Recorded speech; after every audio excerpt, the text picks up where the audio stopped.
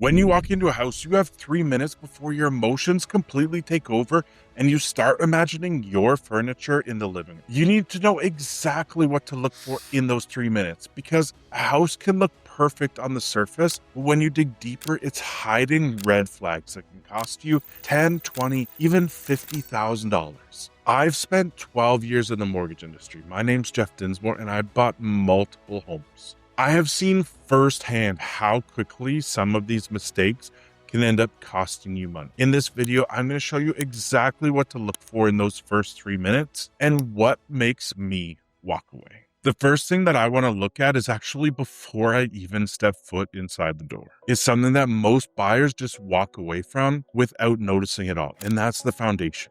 So I want to take a look where the foundation meets the ground. Okay, small cracks are normal, especially the concrete is known to settle a little bit. What really gets my attention is large horizontal cracks or stairway cracks in the brick. Also, if one section of the house looks like it's falling away from the rest, that's another red flag. And a foundation is not an ugly countertop that can just be replaced quickly. It can be as simple as doors that don't shut properly.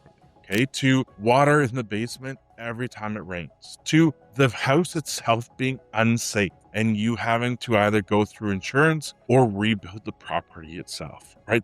Expensive problems to have. And these future repair bills can cost in the tens of thousands of dollars. Okay, and that's the worst part is there's nothing concrete. See what I did there? Nothing concrete to actually get out of it. And you might say, well, hey, at least my basement is dry, but that is what people expect when they purchase a home. That's their baseline expectation. And so once I've walked the property, I've looked at the foundation, the next thing that I'm doing is looking at the roof line. Shingles that are flat, consistent, or have a little bit of curling don't usually cause me to have a ton of concern. Houses with a ton of curled shingles or missing shingles may mean that you have to get your roof done fairly quickly, and that could cost anywhere from $5,000 to $15,000 depending on your area. Now, two things that I'm more concerned about. The next one is if I see newly replaced shingles in a small area. That in most cases means that there's been some water damage or a leak that's been repaired. So it's not necessarily an issue with the roof, but something that I want to look further into in the house itself. Now, the one that makes me walk away is if I see on the roof sagging, meaning that some of the shingles look like they've fallen into the roof. That could lead into more structural issues and could cause the expenses to rack up a ton.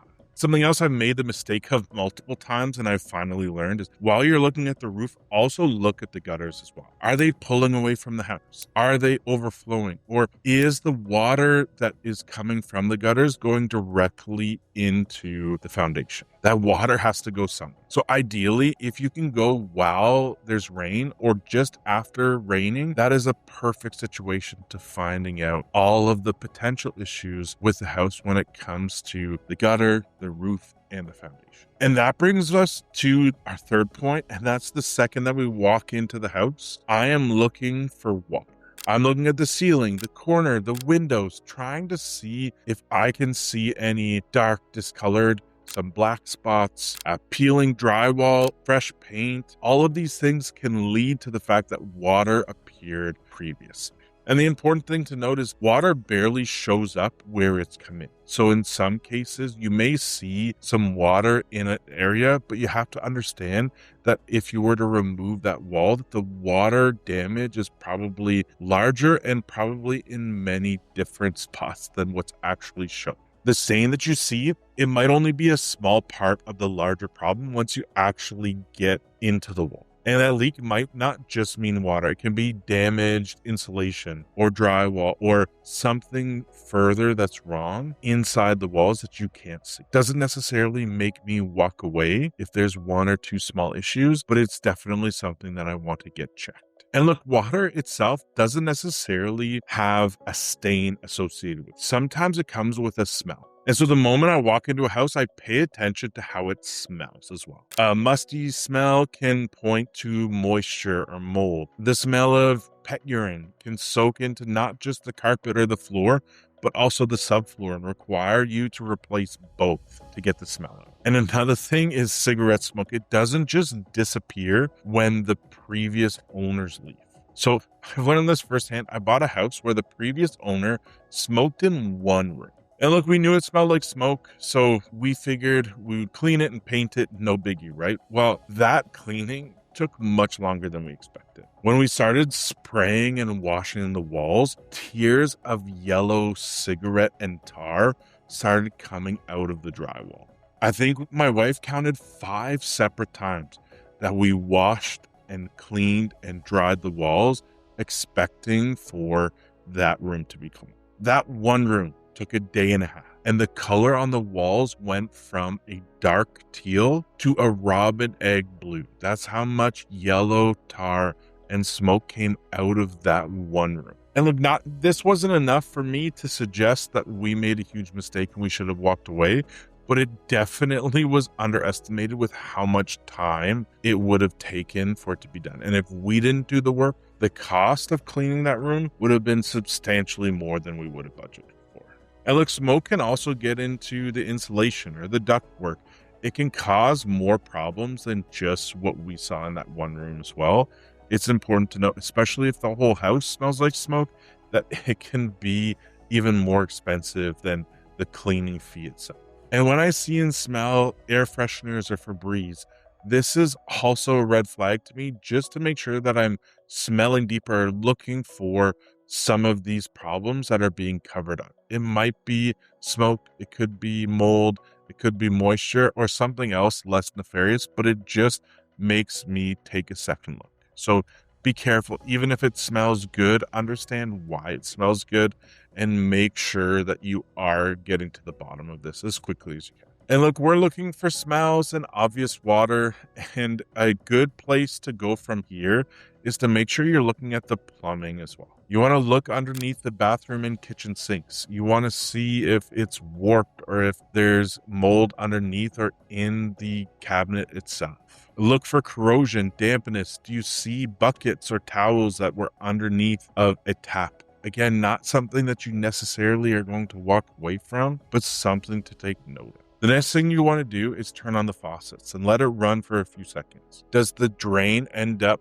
backing up? Check whether the pipes begin dripping or that the water pressure is weak. It's all important things to look at. Flush the toilets, check the drains. All of these things are important things to look at before you fall in love with a home. And look, I know some people might feel it's wasteful, but I would let all of these things run. The bath, the toilet, the sinks, and then go into the basement. See if you can hear water dripping or see in the ceiling any wet marks that appear. One loose connection is usually fairly easy to fix, but if you have multiple issues arise, again, it's something that you're going to want to look into deeper. And look, while you're turning off the water, now I want you to look underneath the cabinets for something that homeowners hope disappear before you find them. And that is critters and bugs. And not only underneath sinks and in cabinets, but also taking a look at the window wells themselves. Look for droppings, dead insects. Do you see any black spots or bait traps? All of these things are things to look out.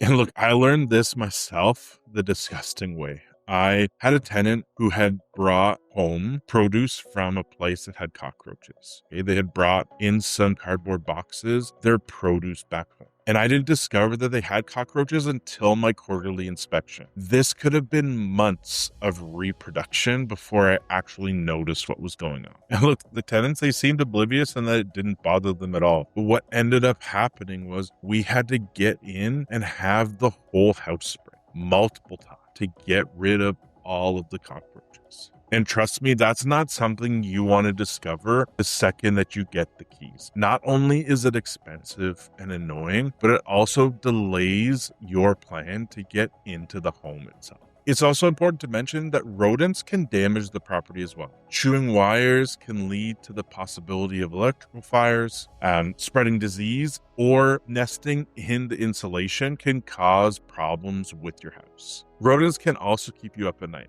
We had bought what was our dream house, and the first night that we slept there, we heard what sound like large animals in the attic. And the cost of re-insulating, making sure that they didn't get in there again, and a couple of nights of lack of sleep, just trying to get the squirrels out, made for not a great experience in our dream. And look, my goal here is not to scare you, okay? One dead bug or the potential of having a squirrel in the attic is not a deal breaker. It's just something that you're going to want to make sure is addressed before you move it. And the next thing I'm checking is downstairs, and it can go from outdated to dangerous very quickly. And that's the electrical system. The first thing I'm starting is with the electrical pan. Is it a modern breaker system? Does it have fuses? What type of wiring is going into the panel itself? Is it copper?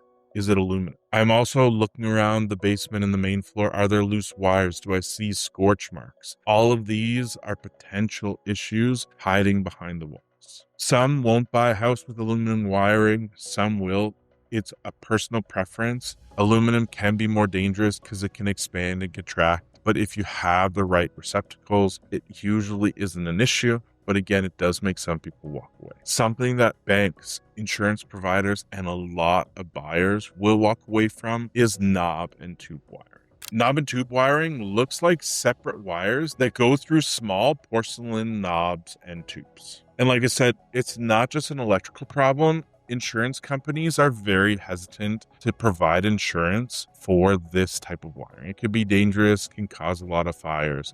So a lot of insurance companies either won't insure it or will make it more expensive. At the same time, a lot of banks, when they see knob and tube wiring, they are going to say that this needs to be remediated. What remediated means, it just needs to be changed the second that you go into the home. A lot of lenders in this case will actually hold money back until that is completed. And then they will give you the money, the amount of money that it would take to actually get the knob and tube replaced and give it back to you once it's done.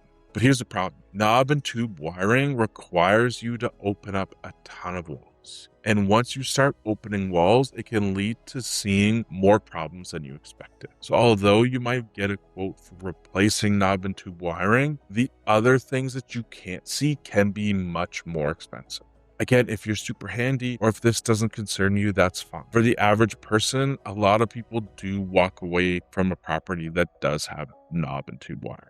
All right, so this has been a very busy 3 minutes. The next thing that we're looking at is something that people don't look at until it actually stops working, and that's the heating and the cooling systems. You should be checking the age of both of the units. Okay, newer units not only are going to probably have a longer life than something that's fairly old, but it is also going to take less electricity. It's going to be more efficient. But age is only half the question. The other thing that you want to look at is it owned or is it rented? And if it is rented, what are the terms of that rental unit? So you're going to want to make sure you're asking, how old's the unit? Who owns it? And if it is rented, what are the stipulations with not only the monthly payment, but what happens if you want to buy out the contract? In some of these cases, the buyout be extremely expensive. So if that's your plan, check into it before you make an offer. Now, look, you might be saying, Jeff, this is an insane amount of things to look at in the first 3 minutes. And that is true. But there is something that you can do before you step foot in the property that will answer a ton of these questions. And that's look at the MLS system. And no, I'm not just talking about looking at the pictures,